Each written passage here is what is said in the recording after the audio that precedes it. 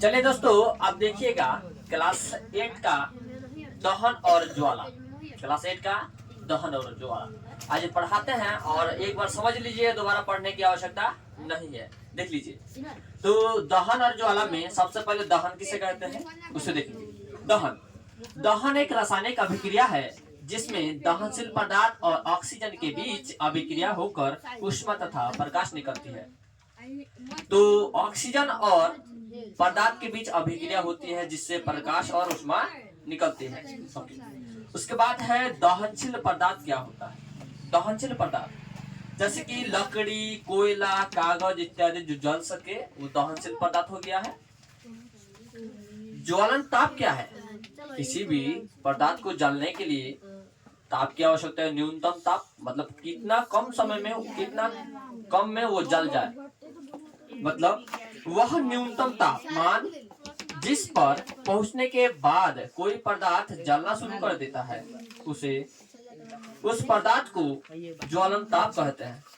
उस पदार्थ का ज्वलन ताप कहलाता है, उसे उस पदार्थ का ज्वलन ताप कहते हैं। ओके, ज्वलन ताप वह न्यूनतम तापमान जिस पर पहुंचने के बाद कोई भी पदार्थ जलना शुरू कर दे उसे ज्वलन ताप कहते हैं। ओके, उसके बाद है आपका नोट।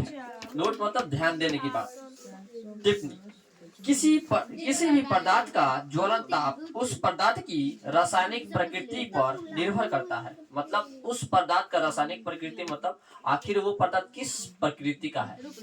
कागज है तो जल्दी जल जाएगा, वही लकड़ी को जलाने के लिए थोड़ा सा समय लगेगा, ज्यादा तापमान की जरूरत है। ओके, जैसे पेट्रोल का ज्वलन ताप केरोसिन के ज्वलन ताप से कम होता है। मतलब पेट्रोल कम ताप में जल जाता है और केरोसिन जलाने के लिए थोड़ा सा अधिक ताप चाहिए। ओके, उसके बाद है आपका जलने के लिए 3 चीजों की आवश्यकता है। 3 चीजों की आवश्यकता है, मतलब जलना है, कोई भी चीज पदार्थ जलेगा तो क्या क्या आवश्यक है? सबसे पहले ज्वलनशील पदार्थ का होना, जिसको जलाएंगे उसका होना। अगर कोई पदार्थ ही नहीं होगा तो जलाएंगे किसको? सबसे पहले क्या चाहिए? ज्वलनशील पदार्थ का होना, ज्वलनशील पदार्थ होना चाहिए। दूसरी बात है ज्वलन ताप पहुंचने का उपाय, मतलब आखिर उसको कितना गर्म करेंगे, ज्वलन ताप में पहुंचाएंगे तब जलना शुरू करेगा, ताप पहुंचाएंगे। ओके, ज्वलन ताप तक पहुंचने का उपाय दूसरी बात हो गया।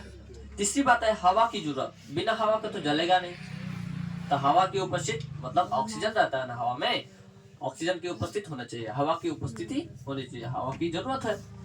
अब सुनिए, मजेदार बात यह है कि माचिस की कहानी है हम लोग का। तो माचिस सन 1680 में रॉबर्ट बॉयल ने कागज के टुकड़े पर सफेद फास्फोरस लगाकर उसे सल्फर लगाकर रख दिया। उसे सल्फर लगे रखा तो कागज जल गया। क्या किया उसने? कागज पर सल्फर लगा के रखा तो कागज क्या हुआ? जल गया। तो जलने के बाद तो क्योंकि सफेद फास्फोरस बहुत ही खतरनाक होता है, सफेद फास्फोरस क्या होता है? बहुत खतरनाक होता है, मतलब आग जल्दी लग जाता है उसमें, इसलिए वो खतरनाक बनाया गया, उसे माचिस नहीं बनाई गई। फिर 1845 में लाल फास्फोरस का आविष्कार हुआ। लाल फास्फोरस का आविष्कार हुआ कब हुआ? 1845 में लाल फास्फोरस का आविष्कार हुआ। उसके बाद देखिए क्या हुआ। उसके बाद माचिस के तिल्ली पर पोटेशियम क्लोरेट लगाकर, माचिस का जो तिल्ली होता है उसमें पोटेशियम क्लोरेट लगाया। उसके बाद क्या किया? उसके जो डब्बा है, जो माचिस का डब्बा होता है, उस माचिस के डब्बे में क्या लगाया? लाल फास्फोरस और सल्फर लगाया।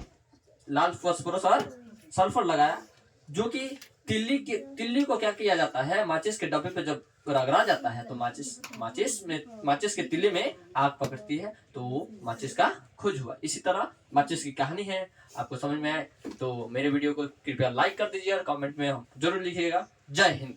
Okay, thank you for watching my video.